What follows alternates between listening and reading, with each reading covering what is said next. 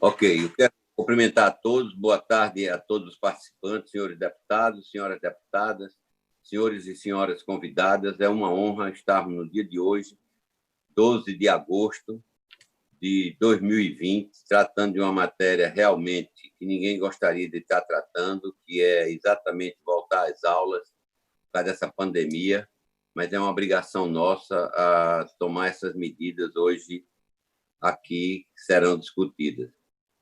O deputado Paulo Dutra foi quem fez o documento inicial para que se desse conhecimento de que ele estava requerendo que se voltasse às aulas o pessoal do Enem, da terceira série, da quinta e da nona série. Paulo, se não tiver no contexto, você pode avisar aí, porque eu estou com um script assim, falando para poder vocês tomarem conhecimento. Então, Paulo Dutra foi quem primeiro fez esse documento, foi o primeiro a alertar a todos. Os deputados todos já estavam bastante cientes das responsabilidades da Comissão de Educação. Aí, Paulo Dutra fez o expediente ao governador, encaminhou à comissão. A comissão, de pronto, com anuência, aprovação de todos os participantes da comissão, dos 10 participantes da comissão, os 5 titulares e os 5 suplentes, resolveram aprovar o requerimento de Paulo Dutra e fazermos esta reunião. Isso não significa que o requerimento de Paulo Dutra, que está se apegando apenas à terceira série, quinta e nona, seja esse o tema. O tema é todos os estudantes do estado de Pernambuco, independentemente de idade e de categoria que ele esteja hoje cursando. Então, eu queria inicialmente passar a palavra para Paulo Dutra. Vossa Excelência, deputado, vai ter 5 minutos, se for necessário, acrescento mais 2, para que nós tenhamos realmente todo o contexto que levou Vossa Excelência a solicitar esta reunião e com todos esses convidados do dia de hoje. Vossa Excelência tem a palavra, vou marcar o cronômetro. Quando der os 5 minutos, eu aviso e Vossa Excelência, se for necessário para fazer o fechamento, terá mais 2 minutos. Com a palavra, Sua Excelência, o deputado Paulo Dutra, do PSB. Muito obrigado, senhor presidente. Quero, de antemão, agradecer a oportunidade do requerimento ser atendido de imediato. Cumprimentar a todos os deputados presentes, a deputada Jô das Juntas, o deputado João Paulo, o William Brisno, os secretários André Longo, Fred Amâncio, que estão presentes, Antônio Fernando, Arthur, nosso amigo aí do Conselho Estadual de Educação, e os demais presentes. Presidente, nós fomos procurados por Daniel Max. Daniel Max, ele é um representante do movimento Juntos pela Educação em Pernambuco. Mas, além do representante Daniel, nós estamos sendo procurados e abordados sempre por professores, estudantes e familiares sobre o tema que é a volta às aulas. Nós sabemos que Pernambuco hoje está com um protocolo com aulas presenciais suspensas até o dia 15 de agosto, até o dia 15 desse mês. E já se começa a discutir essa possibilidade de volta. O que é que nós fizemos enquanto deputado estadual, vice-presidente da Comissão de Educação e Cultura? Fizemos uma indicação ao governador na possibilidade de, em voltando às aulas presenciais, que se fosse pensado uma forma de se trabalhar 2020 e 2021 juntar esses 2 anos e ser avaliado no único ano, que seria no final do ano. Para que isso aconteça, nós fizemos a indicação pedindo que 2020 e 2021 pudesse trabalhar de forma híbrida, o ensino seria híbrido, portanto, de forma remota e presencial, e também em ciclos. E nesse formato, por ele ser híbrido, voltaria de imediato, assim que fosse autorizado pela Secretaria de Saúde, Educação e pelo próprio governador Paulo Câmara, assim que fosse autorizada a volta presencial, que voltasse apenas de forma presencial os terceiros anos do ensino médio, porque nós temos um Enem aí em janeiro, que não tivemos o adiamento, infelizmente, e se esses meninos não voltam, podia aumentar ainda mais a desigualdade entre a escola particular e a escola pública, o 9º ano e os 5º anos. seriam esses anos que nós chamamos de terminais do fundamental. Você só sai do fundamental para o médio se você fechar o ano. E também do ensino médio para o ensino superior. Seria de forma presencial e remota. Os outros anos, por estarmos em ciclos, esses anos continuariam de forma remota e no próximo ano, em ciclos, eles seriam avaliados. Então, se em havendo retenção desses estudantes, eles só poderiam ser retidos a partir do próximo ano, 21, porque iria se mexer no currículo escolar, se precisa muito do Conselho Estadual, porque a última resolução do Conselho ela não prevê esse ensino híbrido, até que prevê a forma de EAD do própria Secretaria de Educação, através de uma resolução, de uma portaria, regulamentar o ensino remoto, porque o Conselho Estadual já prevê esse ensino remoto, esse EAD, mas não em ciclos para o ensino médio, nem para os outros anos, e também não prevê esse ensino híbrido. Então, por isso, tão importante a presença aqui do Conselho Estadual. Eu penso que precisaria sair uma resolução criando esse novo fato para 20 e 21. Diga-se de passagem, essa indicação que nós fizemos era para que a gente pudesse diminuir cada vez mais o contato e a possibilidade de se pegar e se transmitir o coronavírus, o Covid-19. Foi por isso que nós pensamos nesse formato. É sabido que Pernambuco hoje tem 2 milhões de estudantes na educação básica. 2 milhões. Se volta às aulas, mesmo que no rodízio nós teríamos 2 milhões de pessoas circulando. Nesse formato híbrido e ciclos, nós teríamos a volta apenas de 250 mil, pouco mais de 10% desses estudantes. E estaríamos atendendo aí o Enem, que não depende mais de nós, a mudança do Enem. Foi essa a minha indicação. Quero mais uma vez parabenizar, senhor presidente, e agradecer a oportunidade de estarmos aqui, enquanto Comissão de Educação e Cultura do Estado, discutindo. Então, estamos abertos ao diálogo para construirmos essa possível volta presencial, tendo em vista a complexidade, a seriedade e a necessidade que é a educação do nosso Estado, do nosso país. Muito obrigado, senhor presidente, e todos que estão nos ouvindo. 3 segundos, faltaram 3 segundos para completar os 5 minutos. Quero agradecer. Eu queria somente dizer que está presente já na reunião o excelentíssimo senhor secretário de Saúde, André Longo, nosso companheiro, nosso amigo, o representante do Conselho Estadual, Arthur Sena, o presidente do Sintep, Fernando Melo, o presidente do Simpro, Armilton Bezerra, a professora do Departamento de Estatística da Universidade Federal de Pernambuco, doutora Cristina Raposo. Está presente também o representante do movimento Juntos pela Educação, Daniel Marques, aqui falado pelo deputado Paulo Dutra. Está presente a coordenadora do Fórum Estadual de Educação, Márcia Ângelo. E acaba de chegar a Sua Excelência o secretário de Educação, nosso companheiro, nosso amigo, figura humana maravilhosa, Frederico Amanso. Vamos continuar a reunião, passando a palavra de imediato para Sua Excelência, o secretário de Educação, doutor Frederico Amanso. Vossa Excelência tem 5 minutos.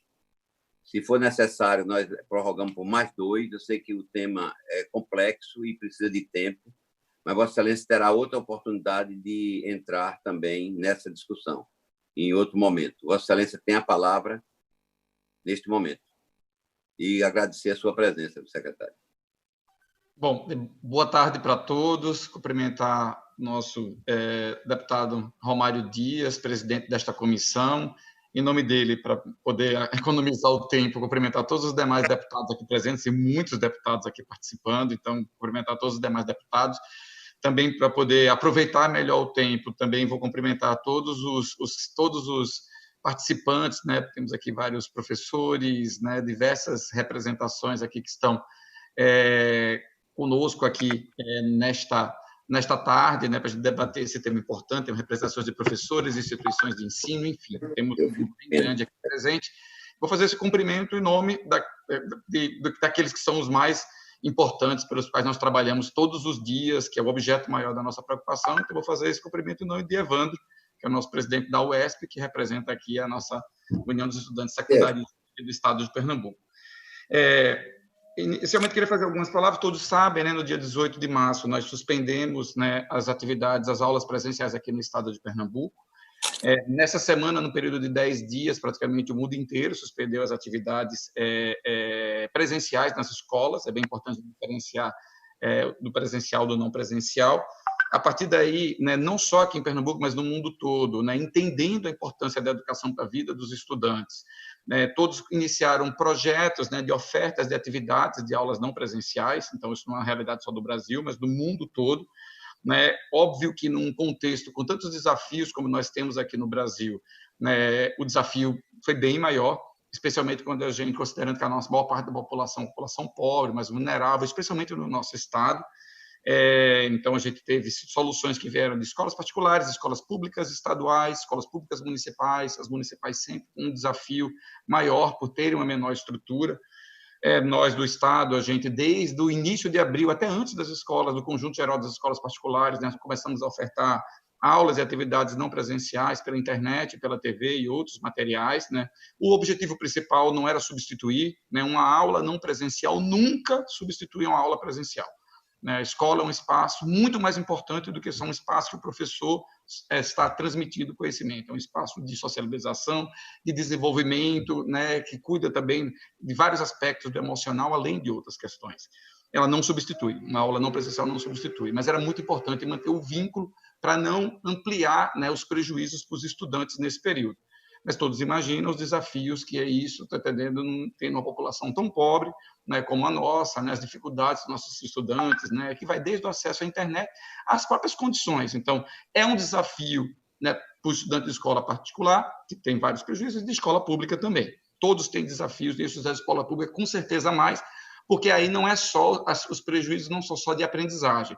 Tem os prejuízos de segurança alimentar, tem os prejuízos com relação à violência doméstica, com relação a abusos, com relação a acesso às drogas. Então, o estudante, quando ele não está na escola, ele tem muitos outros prejuízos, além dos que ele já tem, né, pelo fato de não estar passando por um processo de aprendizagem. Lançamos também, agora recentemente, um novo projeto de internet gratuita para os estudantes, mas nós, como o mundo todo, estamos trabalhando essa discussão presente em absolutamente todo o mundo, entendendo a importância da escola. Estamos debatendo o tema que é a retomada das aulas presenciais nas escolas. Quanto mais tempo os estudantes ficarem afastados da escola, os prejuízos já existem, mas quanto mais tempo eles ficarem afastados da escola, maior serão os prejuízos. Alguns, já garanto para todos, serão irreversíveis, porque nós já temos um problema seríssimo no Brasil de abandono escolar. Muitos estudantes já declararam em várias pesquisas que ficaram desestimulados e pretendem abandonar a escola. Quando eles abandonam, muitas vezes eles não retornam. Já é um problema sério do Brasil, já temos milhões de estudantes fora da escola. A tendência isso pode ampliar. Então, estamos falando de prejuízos assim muito longos. Mas é claro que não pode ter retomada de atividades na escola se não for no momento que as nossas autoridades de saúde entenderem que é possível, claro, com a melhoria dos números da pandemia no nosso estado. Entendemos que a educação tem que seguir protocolos muito rígidos, ela tem que atender, ela tem que ter este olhar, né, tem que atender essas determinações. Acho que deve ser sempre a última grande atividade a voltar, então não tem como a gente pensar em voltar a aulas presenciais quando a gente não tiver ainda retornado com praticamente todas as atividades, mas isso já está acontecendo no nosso estado, a gente já vem avançando no retorno com diversas atividades. Né? Uma grande preocupação é os estudantes, apesar de o nível de contágio ser muito menor e eles efetivamente, né, as pesquisas mostrarem que o nível de transmissibilidade é menor, mas, ao mesmo tempo, né, se tem a preocupação, né, para a escola ser um ambiente muito intenso, dele ser um vetor de contaminação para as famílias. Só que num contexto que praticamente todos os adultos, né, já estão nas ruas, porque retornaram às suas atividades de trabalho, que retomaram as diversas atividades, os adultos são um vetor muito mais perigoso, né, para as famílias do que os estudantes. Mas eu acho que a educação tem que ter um cuidado diferenciado, que a gente está falando de crianças e jovens. A gente tem que entender, a gente não pode colocar... Não vou nem entrar na discussão sobre o ensino superior, que eu acho que é importante a gente focar, que eu acho que é o objeto principal dessa audiência falar sobre educação básica. Entender que a educação básica não é um contexto só, a gente tem educação infantil, que tem particularidades, e acho que ela tem que ter um olhar muito específico, são crianças muito pequenas. Nós temos o ensino fundamental, anos finais, que tem uma faixa etária, né, que vai de 6 a 10 anos. Temos adolescentes que estão na faixa etária nos anos finais, que vão de 11 a 14 anos, e temos jovens na faixa de 15 a 16 anos. Esses que têm um peso maior, como já foi destacado aí pelo deputado Paulo Dutra, porque eles são muito pressionados também pela questão do Enem, do SSA, de outros vestibulares, ou seja, do primeiro ao terceiro ano, ele já sofre uma pressão muito grande. O vestibular não é mais só terceiro ano, é primeiro ano, por causa da questão do sistema seriado da UPE. Então, temos aí muitos desafios.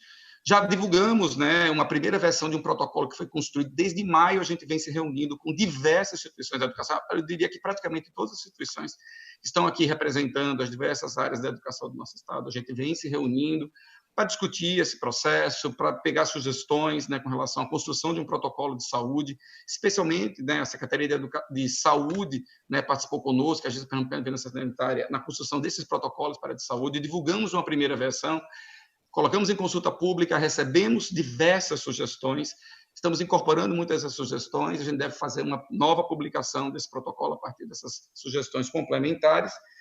E aí vem o desafio. Então já temos um protocolo, né, e o desafio agora é o estabelecimento de uma data. Não temos data ainda estabelecida para essa retomada. Quem toma essa decisão não é a Secretaria de Educação, não é a área de educação. Quem toma essa decisão é o Comitê de Enfrentamento à Covid do nosso estado, que a partir das análises que são feitas, né, o doutor André Longo vai falar um pouco sobre esse trabalho, que vale para todos os segmentos e tem um olhar especial para a educação, e esse que tem um aspecto que deve ser considerado. Mas, encerrando a minha fala, que eu já estourei o tempo, deputado, eu gostaria só de destacar a importância. Eu acho que é muito importante a gente ter esse olhar diferenciado, ter uma preocupação muito grande com as questões de saúde, com esse olhar para os nossos jovens, para as nossas crianças, tá? Mas a gente não pode, né, o Brasil tem uma história de colocar a discussão da educação sempre em segundo plano. A educação nunca é colocada como uma prioridade. A gente tem que entender que para a vida desses estudantes, para a atual, para o futuro, a educação também é importante. A gente discute, a população toda discute com a maior naturalidade a volta de diversos segmentos, e ninguém discute a importância do retorno da educação. Eu acho que a educação também tem que ser colocada, ela não pode ser colocada no segundo plano, ela também tem que ser tratada como prioritária.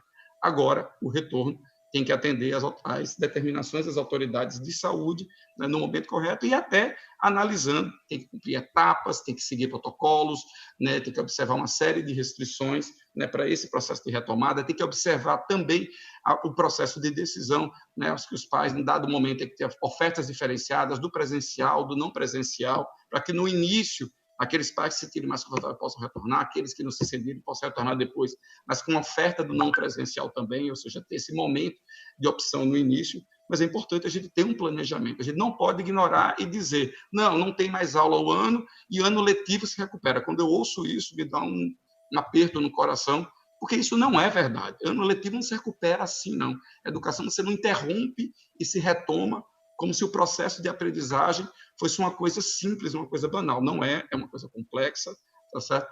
E eu acho que a gente tem que ter um olhar diferenciado. O momento depende dos números da pandemia no nosso estado, e aí cabe às nossas autoridades de saúde estabelecer isso.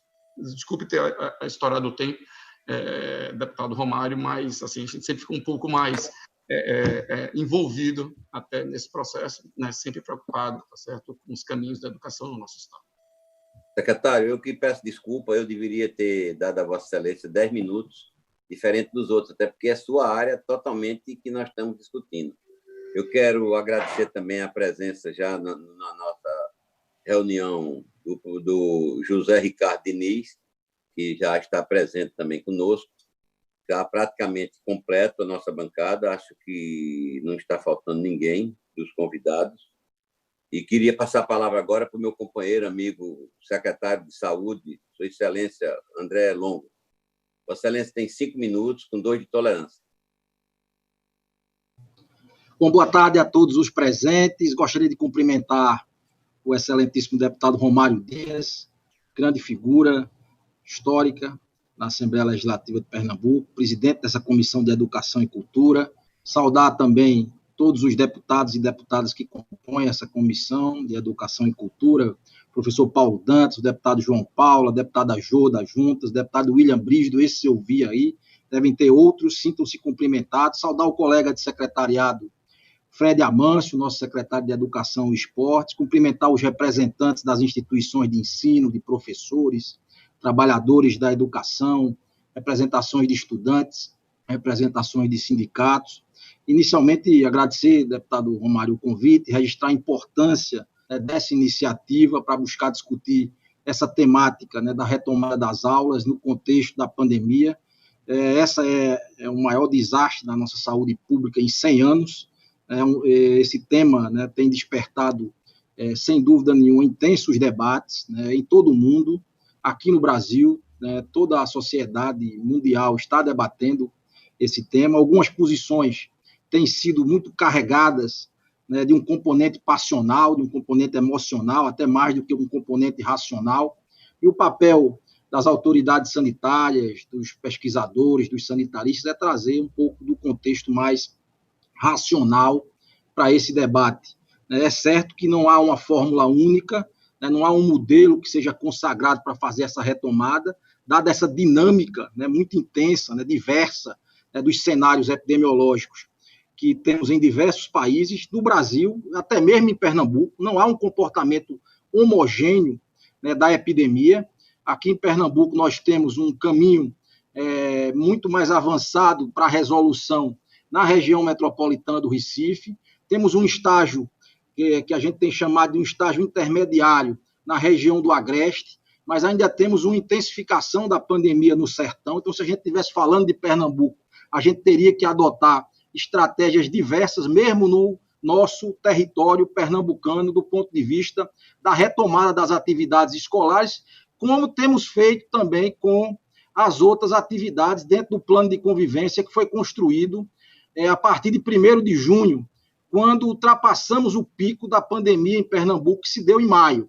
Na verdade, nós temos um cenário hoje ainda heterogêneo, mas temos caminhado ao longo dos últimos meses, né, do último mês de julho, em especial, com uma queda, né, no mês de junho, final de junho, julho, quedas expressivas no número de casos, algo em torno de 60% dos casos graves foram reduzidos, mas praticamente 75% de redução do número de óbitos em relação ao pico. Isso é fruto, obviamente, de uma conscientização da sociedade que ajudou muito, né, com o isolamento social, e fruto também do trabalho do governo do Estado, coordenado pelo governador Paulo Câmara, de vários municípios, o município do Recife em destaque, mas outros municípios que investiram fortemente numa operação sanitária nunca antes vista na história do nosso Estado, com mobilização logística, de recursos humanos, de equipamentos para atender.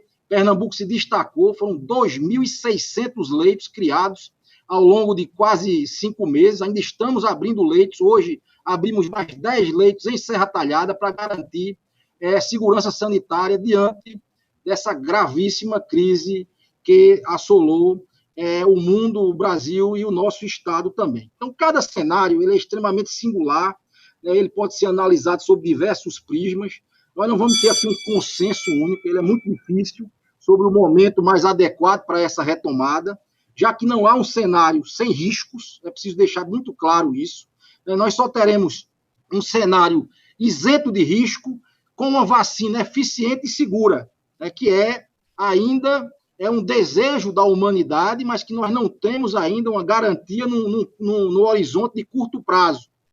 Estamos aí com uma vacina apontada na Rússia, mas ela ainda está sendo alvo de discussões e debates para saber da sua eficiência e da sua segurança. Então, nós precisamos caminhar, e sabemos, sim, das dificuldades que temos, que em relação à ausência do ensino presencial, e precisamos sempre estar pesando os possíveis prejuízos para essa geração de crianças e jovens sem o ensino presencial, com os riscos, sempre pesando os riscos da exposição desses estudantes, dos trabalhadores e dos professores, desse contingente, como muito bem colocado aqui pelo secretário Fred Amâncio, pelo deputado professor Paulo Dutra, de um horizonte de um contingente de mais de 2 milhões de pessoas. Então, sempre haverá a necessidade de buscar o melhor momento, né? Esse momento, certamente, é um momento de queda do número de casos, de queda do número de óbitos e da mais baixa circulação viral que nós consigamos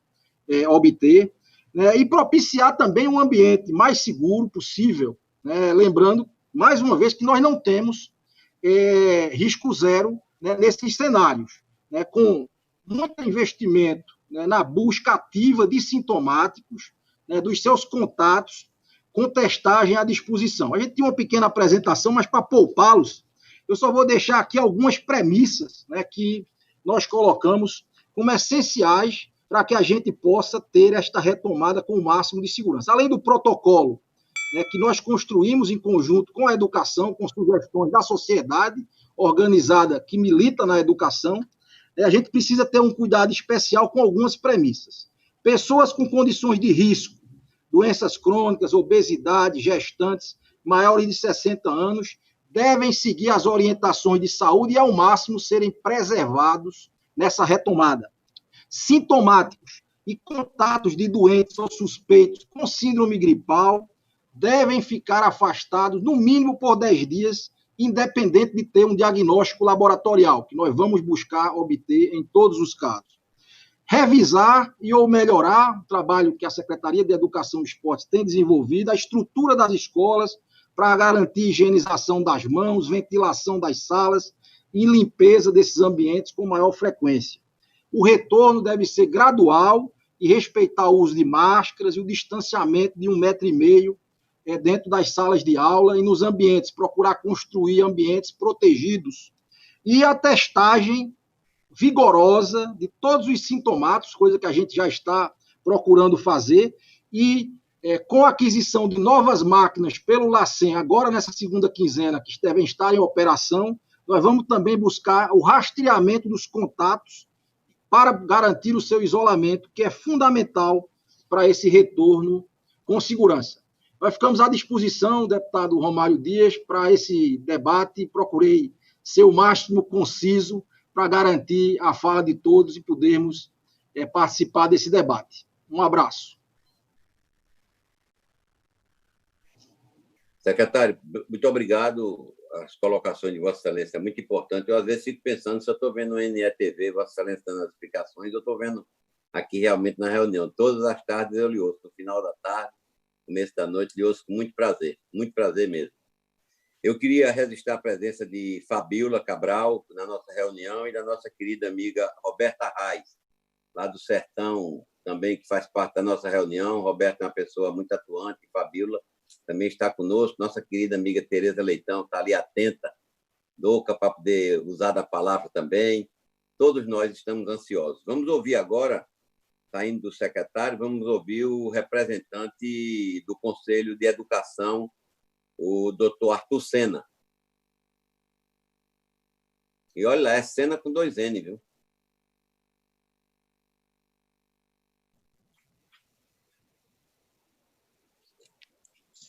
Boa tarde a todos. Eu saúdo todos também na pessoa do Dr. Romário, deputado. Eu estou na representação do Conselho Estadual da Educação de Pernambuco e gostaria de salientar algumas de nossas atividades lá por conta da pandemia. A pandemia, ela mexeu com todos os setores de vida, com todos os setores da economia, com todas as iniciativas públicas e privadas no mundo. E nós temos um tema de trabalho, né, tecnicamente falando, que é educação, e nós temos discutido desde o momento em que a pandemia se instalou, desde o momento de suspensão do funcionamento das instituições de educação no estado de Pernambuco, que nós temos debatido constantemente, tivemos várias oportunidades e continuamos, certo? E, neste momento, nós estamos discutindo a respeito da necessidade de respeito, certo, às medidas sanitárias, as medidas de combate, de prevenção, de profilaxia e de tratamento decorrentes da Covid, né? Isso é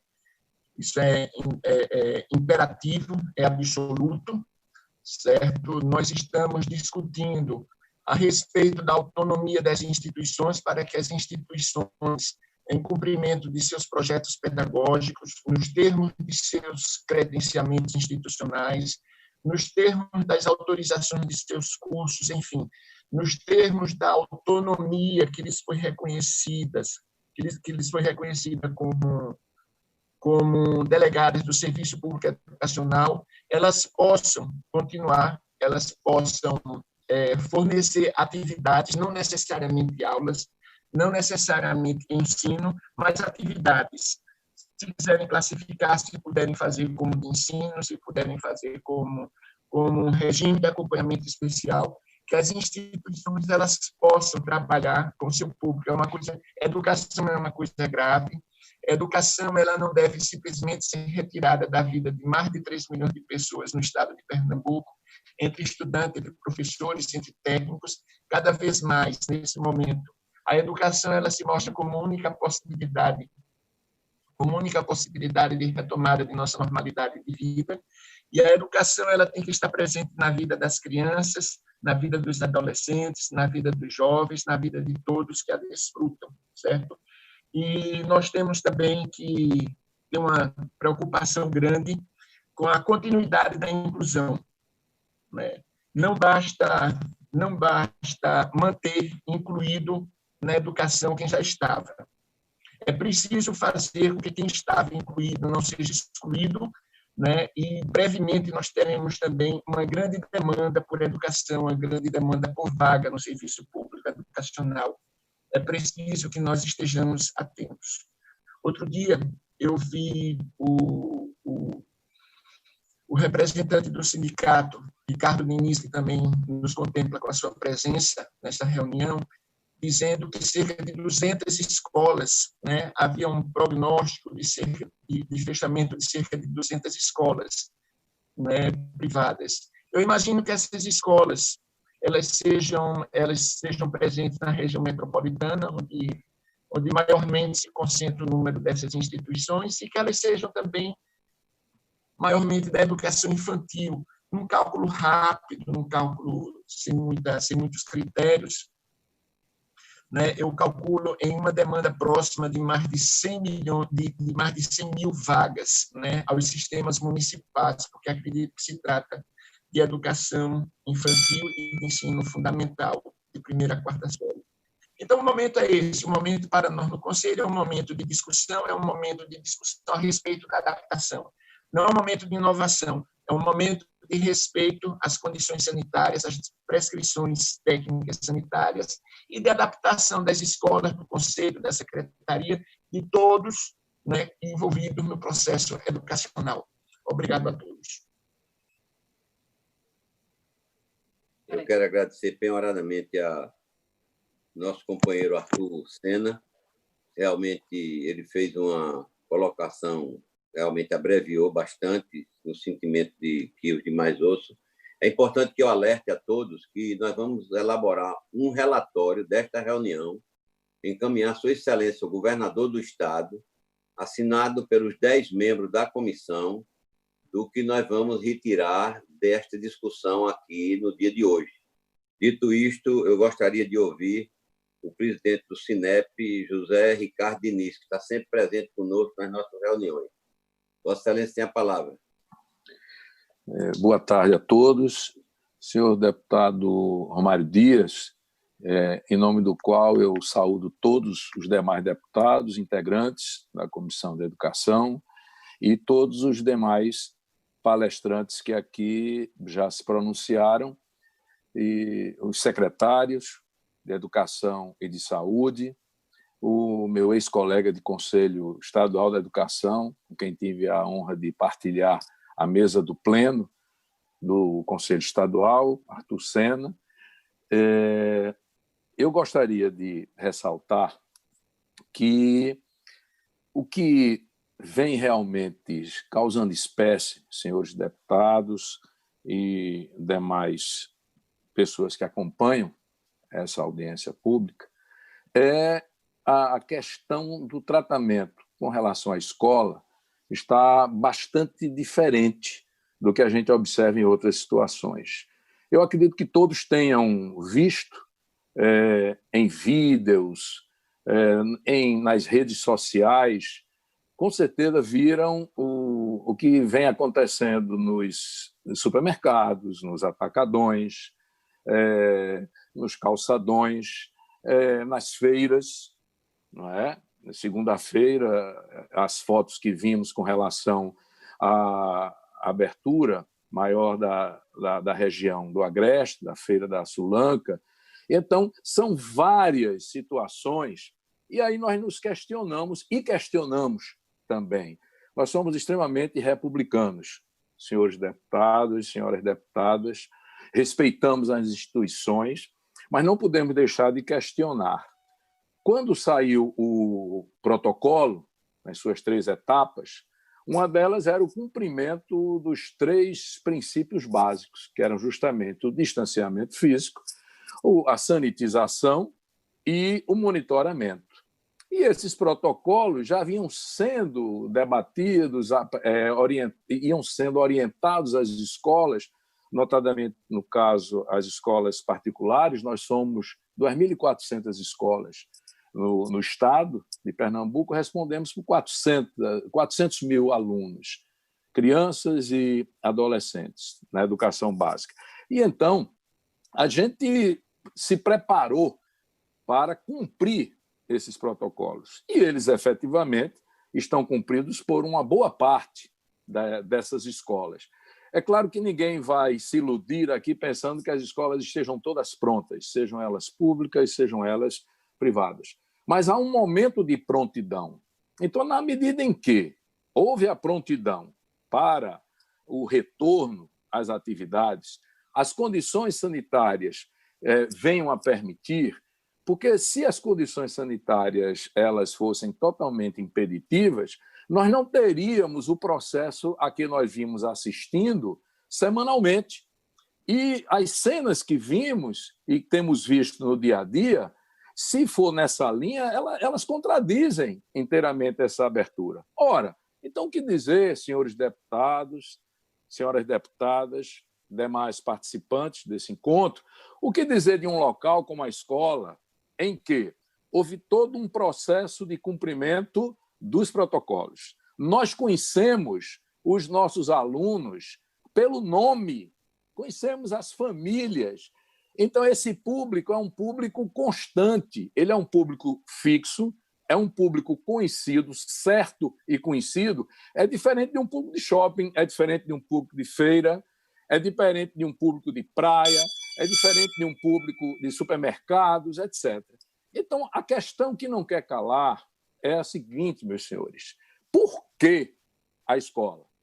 A gente fica estarrecido quando a gente vê, por exemplo, o Jornal do Comércio de hoje tem uma manchete que é muito curiosa, que ela diz aqui que após a abertura das escolas, nós chegamos a quase 100 mil crianças infectadas nos Estados Unidos. Ora, não foi com a reabertura da escola, foi antes, dentro de todo um processo já social que estava acontecendo. Não foi dentro da escola, não foi por conta da escola.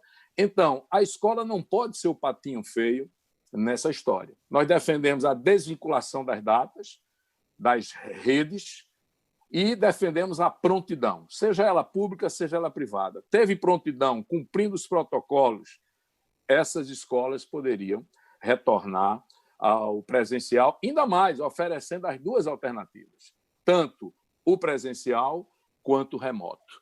Então, se nós oferecemos as 2 alternativas às famílias, nós vamos exercer e vamos desenvolver as 2 modalidades.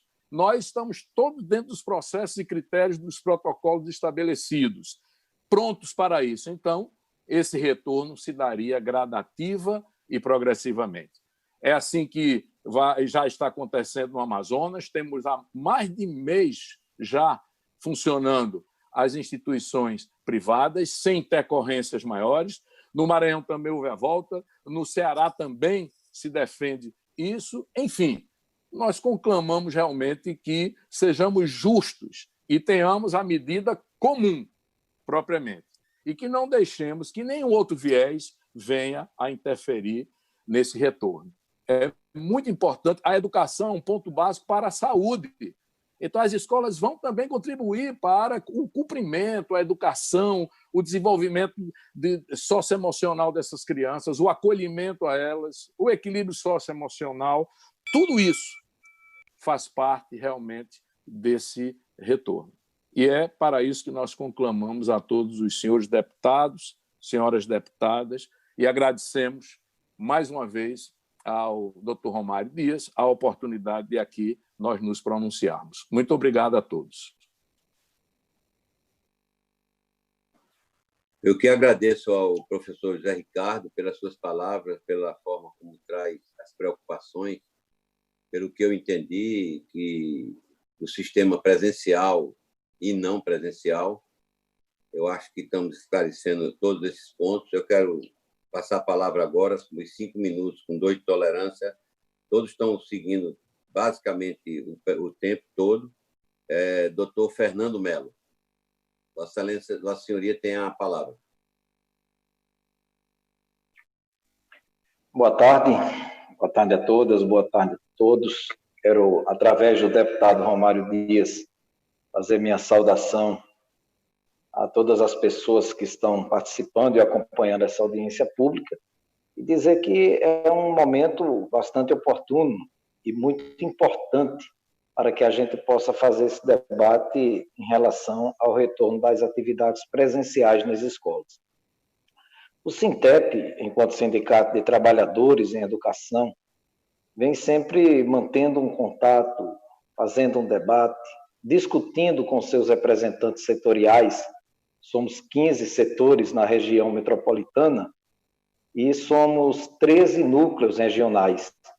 E nós temos mantido uma discussão, um debate, uma troca de informações com todos esses setores da região metropolitana e com todos esses núcleos regionais.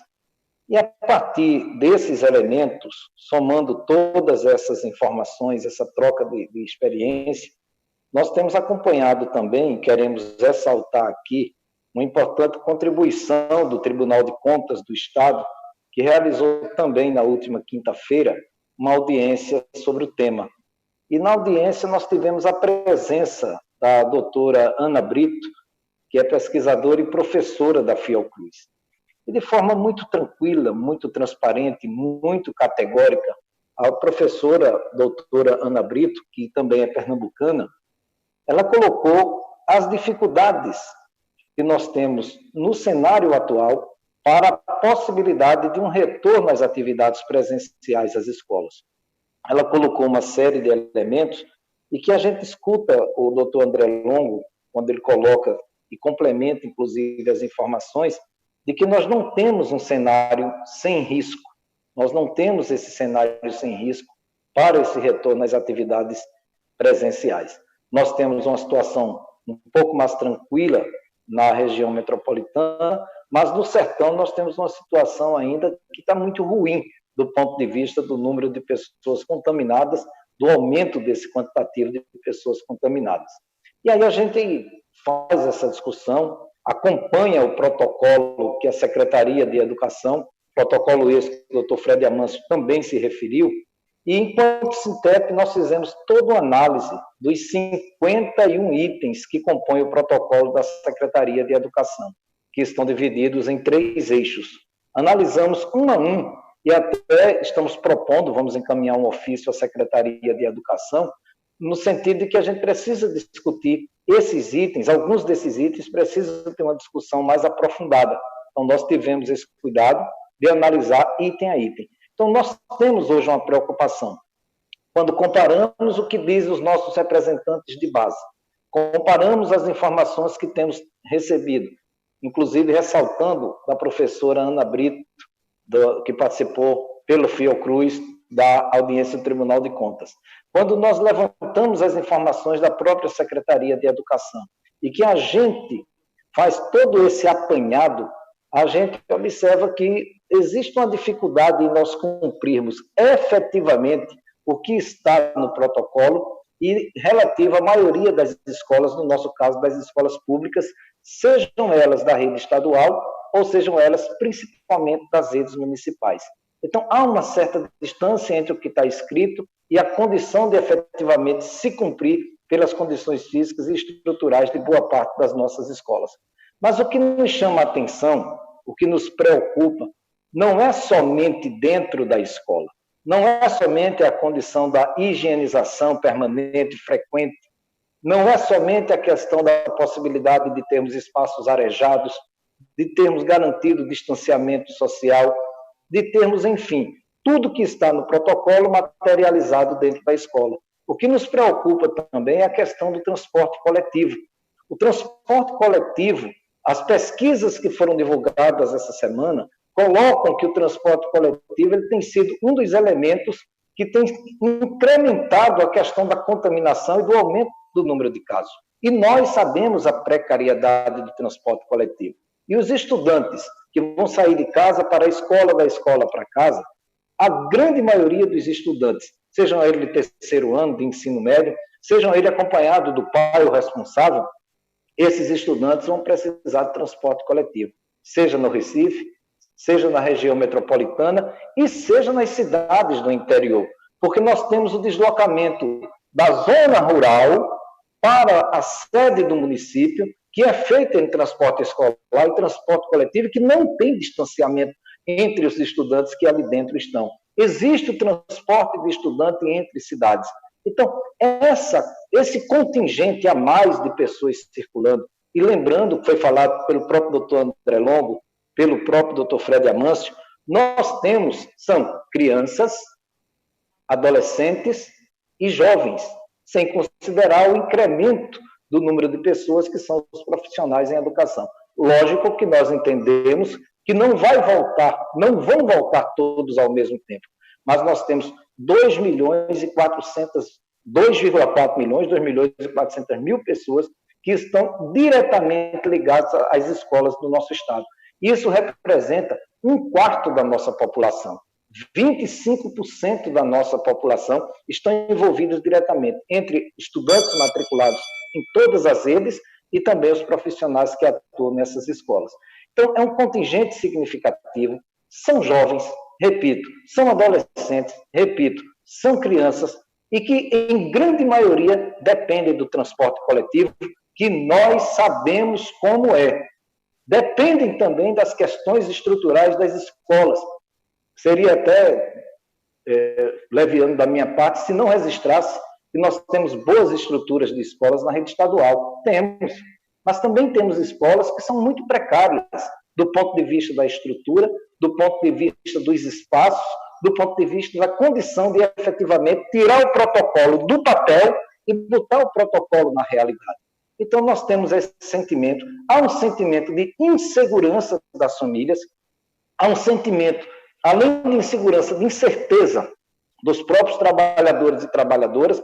Então, esse conjunto de elementos associados ao que nós escutamos das autoridades médicas, epidemiológicas, sanitárias, as autoridades de saúde, que nós não temos ainda um ambiente de segurança, a economia começou a girar, é verdade. Muita gente foi para a rua, é verdade. Mas a escola, nós trabalhamos num outro patamar de idade, num outro patamar de compreensão, num outro patamar de condição. Então, é importante que a gente garanta a segurança. Aí fica a pergunta para encerrar. Efetivamente, nós temos a segurança para botar os estudantes dentro da escola, os professores, fazer o seu deslocamento, ou nós vamos ter que esperar a primeira morte de um estudante ou a primeira morte de um professor para que a gente possa aí então se convencer que não existe ainda ambiente seguro para essa volta. Nós não queremos pagar para ver isso. Nós, infelizmente, repito, infelizmente, nós não temos ainda as condições de segurança sanitária. Segurança na expressão maior da palavra. Nós não temos, nem dentro da escola, nem do deslocamento da escola para casa, nem de casa para a escola. Infelizmente, esse é o quadro, e parabenizo ao deputado Romário Dias e a todos os integrantes da Comissão de Educação por esse espaço, por esse debate desse tema tão importante, que é a questão do retorno às atividades presenciais às escolas. Eu quero agradecer a Fernando, dizer que você tocou em pontos realmente críticos, pontos sensíveis. Esperar que morra um estudante ou um professor para tomar uma decisão, realmente isso nos deixa cada dia mais com a interrogação. Eu lhe agradeço, Fernando, pela sua participação. Você está sempre em nossas reuniões, participando e dando suas opiniões. Eu só tenho que lhe agradecer, eu e todos os membros da Comissão de Educação. Queria agora ouvir o ilustríssimo senhor presidente do Simpro, Hermilton Bezerra. Vossa Senhoria tem 5 minutos, podendo ter 2 de tolerância. Boa tarde a todos e todas. Estão vindo, né, deputado? Não, vindo bem, bem.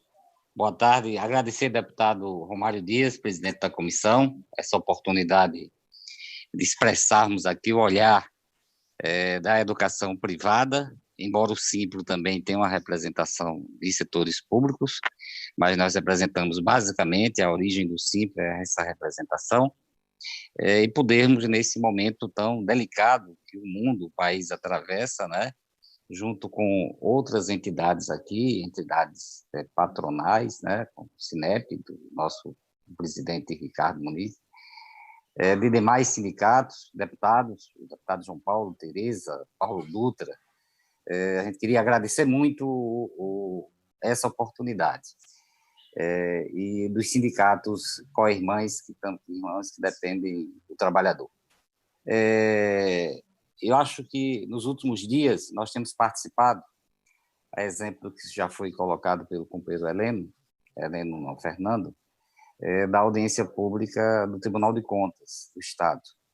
Como também terminei há pouco um debate com a Câmara Municipal aqui da minha cidade, de Igaraçu, onde a pauta também é essa do retorno às aulas. Então, existe um ambiente de debate, não só aqui em Pernambuco, mas um debate nacional e também em países do mundo que não conseguiram ainda estancar o avanço da pandemia e fazer o retorno às aulas presenciais. Esse ambiente plural, tendo o centro da análise científica, ela nos dá uma certa tranquilidade, porque o sentimento é de acertarmos, não é? Eu acho que aqui, independente da opinião, mas a visão republicana, o interesse colocado nesse debate ou em outros debates, na medida em que você tem um centro da ciência como referência, ela termina sendo o ponto de equilíbrio para que nós possamos tomar a decisão mais acertada. Com certeza, a convocação dessa audiência por Vossa Excelência vai nesse caminho de ouvir todos os segmentos, principalmente o segmento da ciência, que está à frente, né? Que são os especialistas na área sanitária, que são centrais para as demais análises. Mas mesmo o centro da análise, seu centro sanitário, nós temos que entender o nosso país no seu ambiente das demais ciências que identificam. Nós temos que entender o nosso país do ponto de vista geográfico, nós temos que entender o nosso país do ponto de vista econômico, e, a partir desses elementos, as consequências sociais do nosso país. O secretário da Educação, nosso amigo Fred, colocou com muita consistência essa questão que é muito dura no combate ao vírus e também da possibilidade do retorno às aulas ou até das aulas remotas, que nós estamos aplicando e aplicando bem, avançamos muito no setor privado, tem se avançado muito no setor público, estadual e municipal, de que nós somos um país em que as estruturas históricas nossas elas são muito desiguais, porque pensar a desigualdade da educação só com o instrumento dessas novas ferramentas, ela não é uma análise verdadeira, nós temos que alongar ela. A educação no Brasil, seja presencial ou não presencial, seja de ordem histórica atual, ela é muito desigual. É uma desigualdade que nós carregamos, resultado do processo de colonização do nosso país, do modo de produção que fez a transição ao nosso capitalismo, que o Brasil tem suas marcas das suas relações, a sua herança econômica, com o pé na escravidão. Daí essa tremenda carga de injustiça que carrega-se o nosso país. Então, o enfrentamento à pandemia, ele tem consequência nessas estruturas. Pensar a aula remota, pensar a aula presencial, também tem relação com essas estruturas desiguais. Portanto, trazer esses elementos científicos que vão além das análises sanitárias, elas são necessárias, porque não adianta a gente fazermos, obviamente temos que aprender com a experiência do mundo, como é que o mundo, o primeiro mundo tratou a questão da pandemia, que onde foi o centro, os países da Europa, mas nós não podemos, de uma forma mecânica, trazer aquela realidade para a nossa realidade. Nós somos um país que foi colonizado durante muito tempo, um país que carrega umas estruturas desiguais profundas. Nós somos o país com a segunda maior concentração de renda no mundo. Do ponto de vista da desigualdade em educação, nós somos o segundo também. Então, esses elementos eles precisam estar na ordem do dia. Então, a posição do sindicato é estarmos em função desses elementos mais estruturais, contrário à retomada das aulas nesse momento.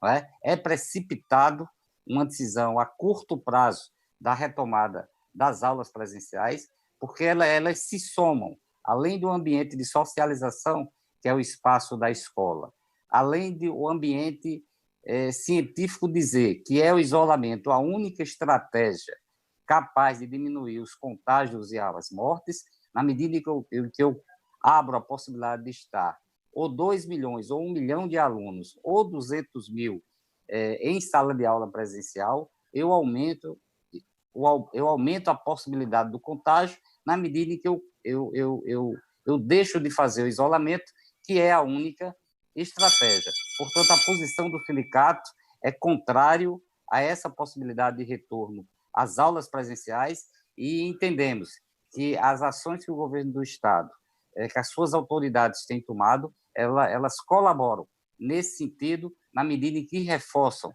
o trabalho remoto. E, finalizando, eu queria parabenizar a forma coordenada que o Estado tem tratado com os municípios, porque Pernambuco não pode virar o que está acontecendo no Rio de Janeiro, em São Paulo e em outros estados, onde, além das divergências das autoridades estaduais com as municipais e a insegurança jurídica, tem sido a marca no Rio, em São Paulo e em Brasília. Agora, em Belo Horizonte, o prefeito da capital já disse que as aulas só começam em 2021. Esse cenário é o pior possível, a falta de unidade das redes, do setor público e do setor privado. Eu quero agradecer ao companheiro amigo Ayrton Bezerra e passar a palavra agora para o presidente da UESP, Evandro José. Evandro, você tem 5 minutos, companheiro, e 2 de tolerância. Vê que a gente está quase 50% de tolerância. Tudo bem, boa tarde a todos. Queria saudar a Comissão de Educação, dizer que é importante esse espaço, né, de valorizar, inclusive, a própria representação estudantil, cumprimentar aí o secretário de Educação, Fred Amanso, o secretário de Saúde, as deputadas combativa, Jô Cavalcante, Tereza Leitão, o deputado professor Paulo Dutra, que tem cumprido também um papel importante, enfim, e a todos presentes. Dizer o seguinte, que nós temos uma opinião clara no sentido de que, nesse momento, as aulas então, não devem acontecer porque a gente não pode colocar em risco a vida da juventude, a vida dos professores, dos funcionários da escola. Porque o que é que foi feito em Manaus?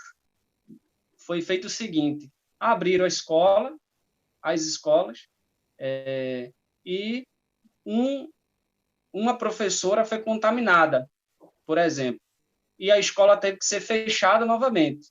Então, e aí fica a pergunta: quantos se contaminaram, por exemplo, nessa escola, em que a professora estava com coronavírus e que certamente pode ter contaminado algum outro colega de trabalho, algum estudante.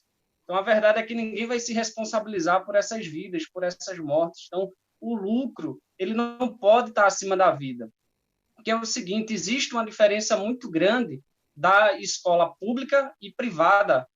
Então, isso não querendo dizer que a gente tem boas escolas na rede pública. Então, nós temos vários exemplos das unidades de ensino, Então, agora, de maneira geral, é óbvio que dentro da rede privada se tem, não se compara, por exemplo, 28 alunos, 25 alunos com 48 alunos, com 45 da rede pública. Então, é óbvio que você consegue dar mais atenção a essa turma de 20, de 25, de 15. Então, e o distanciamento também é óbvio que é mais fácil. Então, agora, se a gente autoriza a abertura, por exemplo, das escolas privadas, a gente vai estar contribuindo ainda mais com a desigualdade entre público e privado. E nos vestibulares, não quer saber, vai estar cobrando a fatura para os dois lados, com as mesmas questões, com a mesma moeda. Então, por isso, nós somos contra, por exemplo, a reabertura das escolas nesse momento, porque coloca em risco a vida dos estudantes, dos funcionários. Então, sem falar, como o Fernando do Sintep também colocou, a questão do transporte público. Se a gente for olhar o metrô, qualquer dia da semana, vocês podem ver, está lotado, e ainda não está tendo aula, entendeu? Então, é um verdadeiro genocídio a gente garantir a abertura das escolas nesse momento.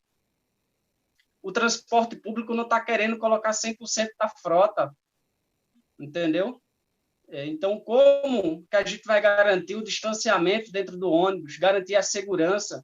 Na fila do ônibus, não tem quem vá medir a temperatura. Tem ônibus, tem gente que sobe ônibus sem máscara, infelizmente, entendeu? E se tiver uma pessoa contaminada, esse estudante vai chegar na escola e vai contaminar todo mundo que subiu nesse ônibus. Então, eu acho que a lógica do lucro não pode estar acima da vida. Então, isso é uma característica do modelo de sociedade que a gente vive. Então, acho que isso é a primeira questão.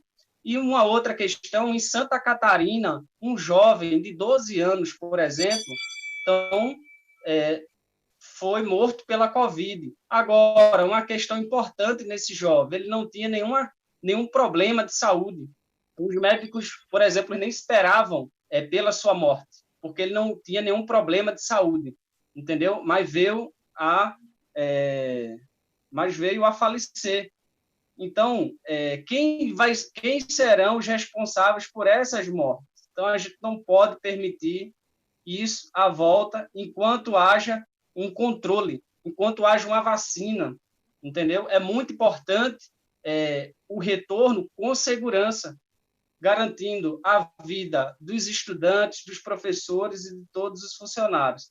Então, e queria aqui aproveitar o espaço para a gente se solidarizar com uma escola de Águas Belas que foi criminosamente incendiada, uma escola indígena em Águas Belas, no agreste do estado de Pernambuco, um incêndio criminoso contra os indígenas, com frases pejorativas, quer dizer, ofensivas, então, com tudo que há de ruim foi colocado nos muros dessa escola. Então, acho que a gente tem que cobrar a punição e acompanhar com tranquilidade e com muito repúdio essa situação.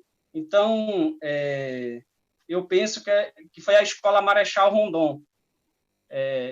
A Secretaria de Educação tem garantido um debate junto às entidades, junto aos movimentos, enfim, pelo menos a essa questão das categorias. E acho que a gente deveria, enquanto comissão de educação, enquanto comissão de educação, institucionalizar esse fórum.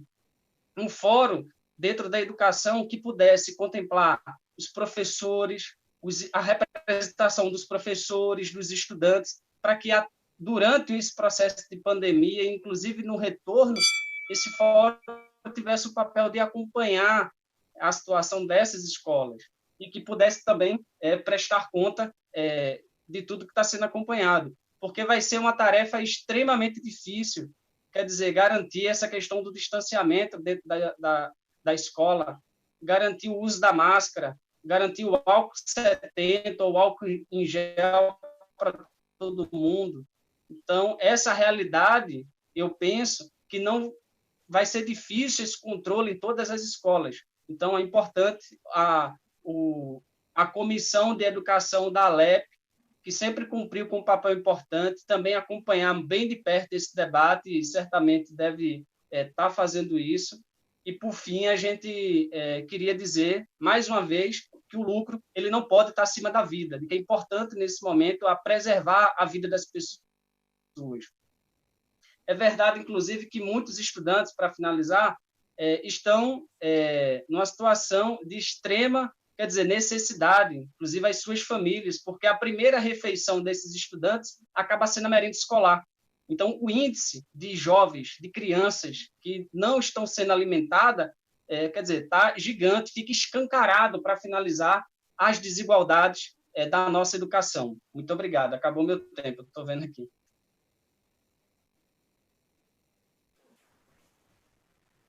Ok, Evandro, você fez boas colocações. Eu acho que quando você fez uma colocação aí, você faltou dizer o seguinte: quando as escolas voltam às aulas, move toda a sociedade. É pai, é mãe, é metrô, é trem, é ônibus, é tudo, é carro particular, é motorista, é tudo, é tudo, é tudo, é tudo.